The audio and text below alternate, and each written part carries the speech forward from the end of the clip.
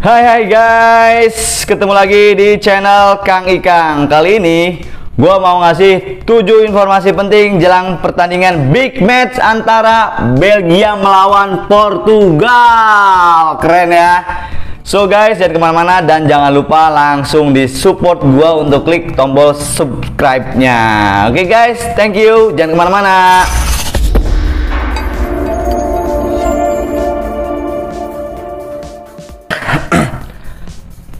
Rapapau, hai guys, ketemu lagi di channel Kang Ikang prediksi bola. Ya teman-teman, terima kasih yang udah selalu mengikuti konten ini, mensupport konten ini untuk terus berkonten seperti ini gitu kan.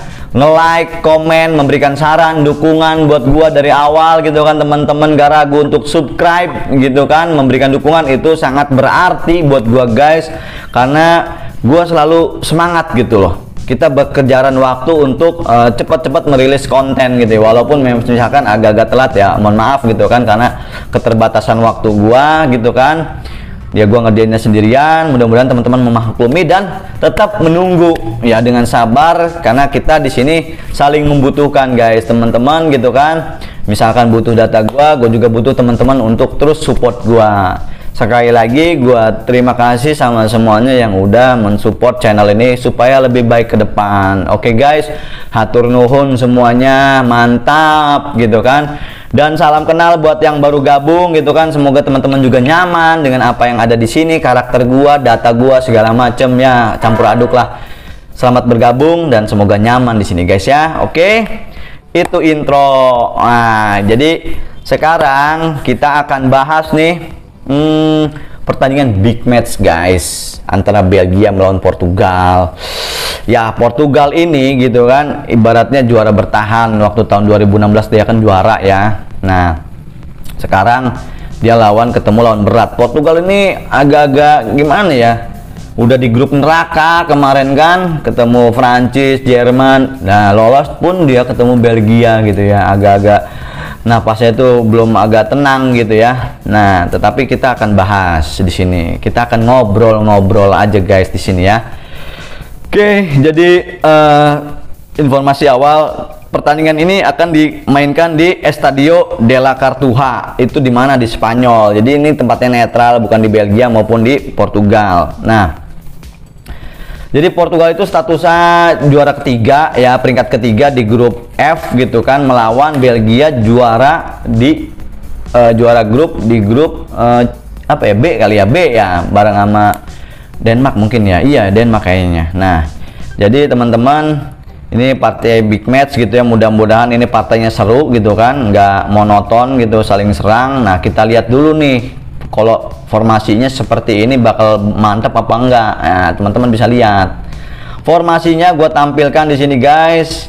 Itu Lukaku sama Ronaldo, gue sih feelingnya gitu kan bakal dimainin, secara mereka kan kandidat top skor, apalagi Ronaldo yang baru memecahkan rekornya Ali Dayi ini, rekor gol di timnas gitu kan. Dia mungkin akan tambah semangat untuk mencetak gol, tapi kan mencetak gol ke gawang Belgia juga nggak mudah gitu kan. Nah itu tadi, ini seru insya Allah ya, mudah-mudahan ya.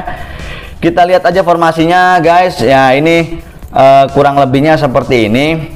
Gua nggak terlalu menjelaskan detail untuk formasi karena itu gua nggak terlalu spesifik ya, karena di konten gua ini lebih ke data-data, rekapan dan analisa aja gitu guys, nggak bahas segala macamnya. Jadi ini hanya tambahan aja buat teman-teman, bayangan biar klop apa enggak gitu. Kalau misalkan ada salah dari tabel gua, mohon dikoreksi aja gitu guys. Oke, sip ya. Kita lanjut nih ke bagian masuk ke ranah-ranah nanti data-data, rekapan dan sejarah segala macam. Nah buat teman-teman gitu ya, buat yang baru gabung, gua ngambil data-data itu adalah dari sejarah-sejarah, artinya 5 partai sebelumnya dan juga head to head kedua tim. Sekarang ini gue tampilin nih, jadi lebih mendalam analisanya guys.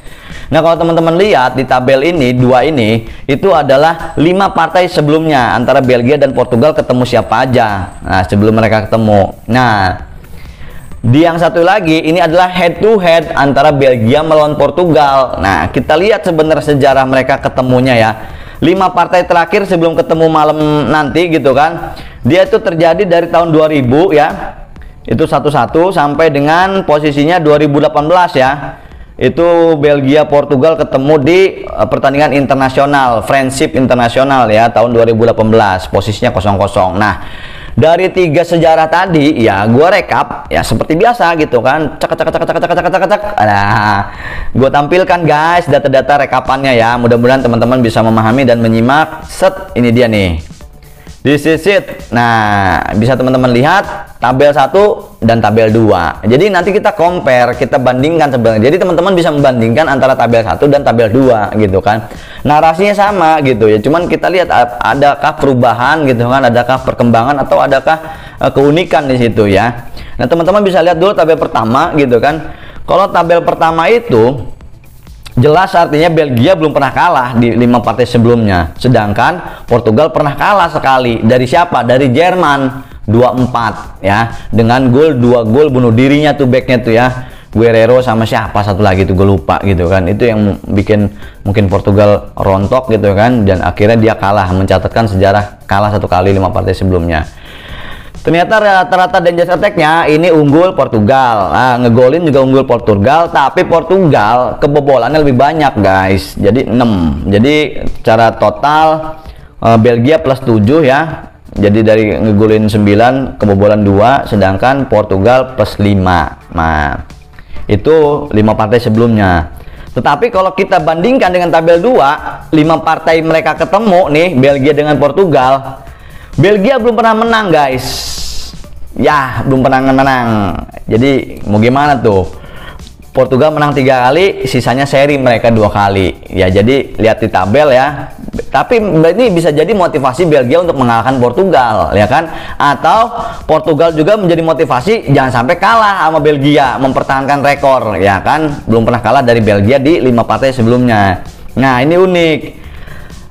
Dangerous Attack cuman kalah 1 biji ya. Kita lihat terus ngegolin ternyata lebih produktif Portugal dengan 9 gol, sedangkan Belgia hanya mampu mencetak 3 gol guys.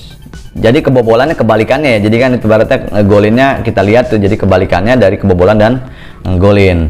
Jadi lebih produktif Portugal dengan Belgia nih kalau mereka ketemu. Jadi Portugal lebih ngotot kalau nanti ketemu Belgia. Entah apa motivasinya gitu kan. Sepertinya wah seru nih gitu kan.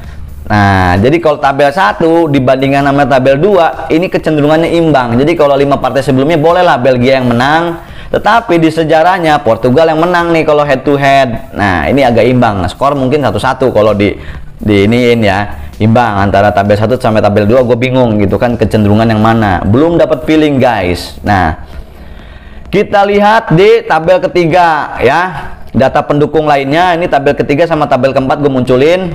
Pop. Nah, bentar guys, boleh screenshot, boleh capture duluan.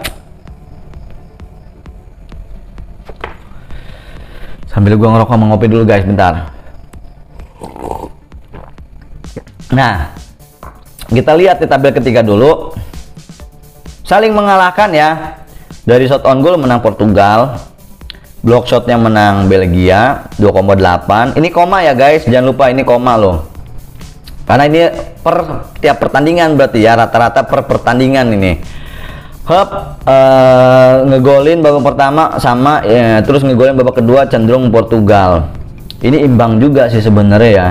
Ini imbang, tetapi dari shot on goal, block shot rata-rata ini kecenderungan Portugal sedikit. Nah ya, kalau tabel ketiga ya, kalau feeling gue sih kayaknya kecenderungannya Portugal gitu.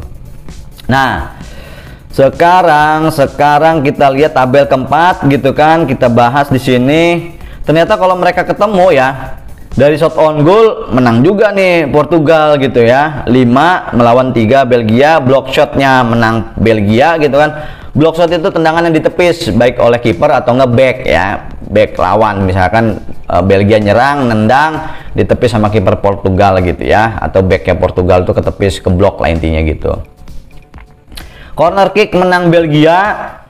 Nah ini dia nih sejarah gol babak waktu mereka ketemu. Ternyata Kalau babak pertama memang agak cenderung berimbang gitu ya, agak sepi gol, agak sepi ya, dalam tanda kutip sepi gol. Tetapi rame-ramenya dua tim ini ya, Belgia sama Portugal, itu nanti ramenya di babak kedua. Nah, sejarahnya Portugal mencetak 7 gol ke gawang Belgia di babak kedua, guys. Jadi apapun yang terjadi nantinya gitu kan, itu kan belum tentu jadi patokan angka-angka ini gitu ya, nggak jadi patokan juga. Tetapi ini bagian dari sejarah gitu kan, kita analisa, kita coba membayangkan gitu kan jalannya pertandingan nanti seperti apa. Jadi kan kita butuh artinya data-data itu supaya kita bisa tahu lah gambaran-gambarannya, walaupun memang bukan menjadi patokan atau menjadi kepastian gitu guys. Nah sekarang nih teman-teman setelah melihat data 1, 2, 3, 4 tabelnya, itu sudah dapat feeling belum? Nah bebas guys, feeling teman-teman boleh milih Belgia gitu kan, boleh Portugal, boleh imbang gitu, karena 3 peluang itu kan memang menang seri kalah ya, semuanya berpeluang gitu loh. Kalau misalkan belum yakin, ternyata kalau misalkan masih lihat, harus mesti lihat tabel odds. Ini gue tampilin nih tabel odds supaya kita tahu ternyata di luaran sana itu mendukung siapa. Kita tahu ternyata di luaran sana itu mendukung Belgia, bener. Nah lihat, Belgia mulai memberikan seperempat bola gitu ya ke Portugal. Adapun juga Portugal pun sebenarnya sama gitu, memberikan seperempat bola, tapi kecenderungannya itu Belgia yang lebih diunggulkan karena mungkin di sini angkanya lebih kecil gitu ya ininya. Perbandingan angka di sebelah sana itu, sebelah kanan pojoknya itu yang warna pink sama biru ya. Nah jadi Belgia itu lebih diunggulkan kalau dari tabel odds ya. Bahkan Belgia sampai dengan memberikan 1/4 bola untuk Portugal. Jadi sepertinya bayangan menurut Belgia dan pendukung Belgia gitu ya, kayaknya Belgia unggul nih 1 bola, kayaknya udah yakin gitu ya, berani gitu. Gue berani nih, kayaknya Portugal bakal kalah 1 bola sama siapa, sama Belgia gitu ya. Who knows, nggak ada yang tahu kalau gua. Nah itu ya, jadi teman-teman silakan artinya dari data-data yang udah gua kasih gitu kan, teman-teman feelingnya menjadi pendukung siapa ya kan, itu bebas teman-teman inilah. Tetapi ada baiknya teman-teman juga lihat nih tabel persentase peluang yang udah gua buat, yang udah gua racik berdasarkan data-data tadi ya. Keluarlah angka-angka ya, ada rumusnya guys. Jadi memang artinya di sini Belgia ya, teman-teman bisa lihat tim Belgia. Memang gue tulis nama Belgia karena Belgia diunggulkan secara umum ya, diunggulkan. Jadi gue tulis Belgia. Tetapi angka yang keluar unik guys. Uniknya apa? Nih teman-teman bisa lihat, kalau misalkan memang kecenderungan Belgia menang itu 31%. Ya 31%. Hitungan gua guys, versi gua, rumus gua. Serinya 36,2%. Nah lebih besar tuh serinya. Ternyata peluang Belgia kalah 32,8. Nah ini unik ya, kalau teman-teman ngikutin gitu. Belum pernah gue menampilkan tabel yang ketimpang gini ya, diunggulkan Belgia tapi persentase kalahnya lebih besar gitu, bukan Belgia yang menang yang besar gitu kan, enggak.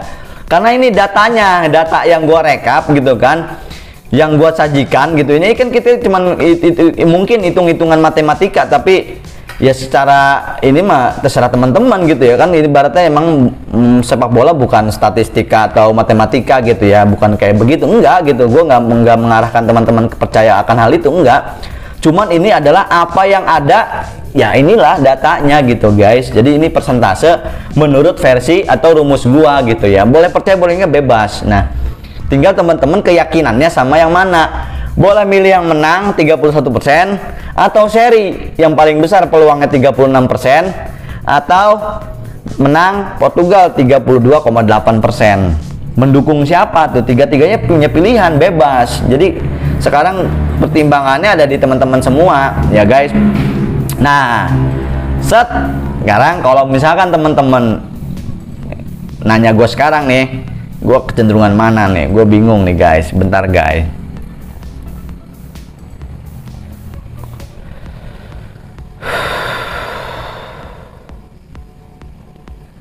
Kecenderungan gue di sini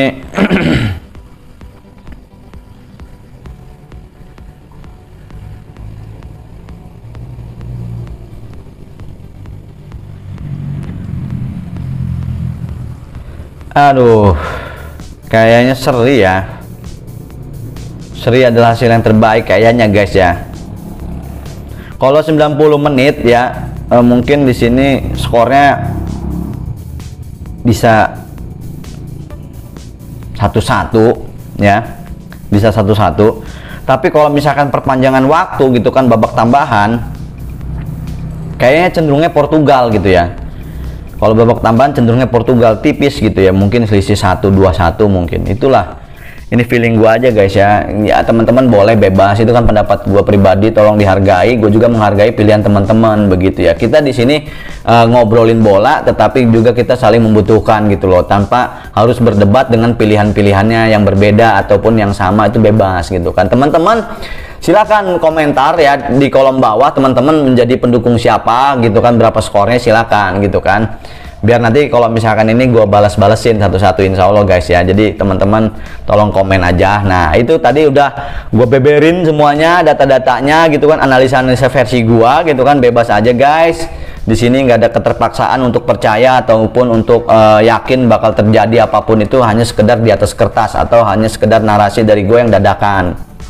Nah, buat teman-teman semua, kalau misalkan nanti merasa konten ini penting dan bermanfaat gitu kan, buat teman-teman semua untuk selalu ada konten bertema seperti ini, tolong subscribe gitu kan, vote gua supaya menjadi teman ngobrolin bola buat teman-teman semuanya gitu kan, biar enak kalau ngobrolin bola ada datanya gitu kan, nggak ngarol ngidul, teman-teman bisa enak gitu ngobrolin datanya, wis mantep nih gitu kan, kayak gitu ya. Begitu aja. Jadi teman-teman, sekarang gue mau lanjut untuk bikin konten yang Belanda lawan Ceko. Nah itu dia tuh teman-teman, tolong tungguin. Insya Allah gue secepatnya akan upload, gue rilis gitu ya, karena memang gue punya keterbatasan waktu dan aktivitas lainnya. Mudah-mudahan gue cepet dan secepatnya juga merilis konten ini. Tetapi sekali lagi tolong untuk disupport gue dengan klik tombol subscribe dan like ya guys. Hatur nuhun sekali lagi.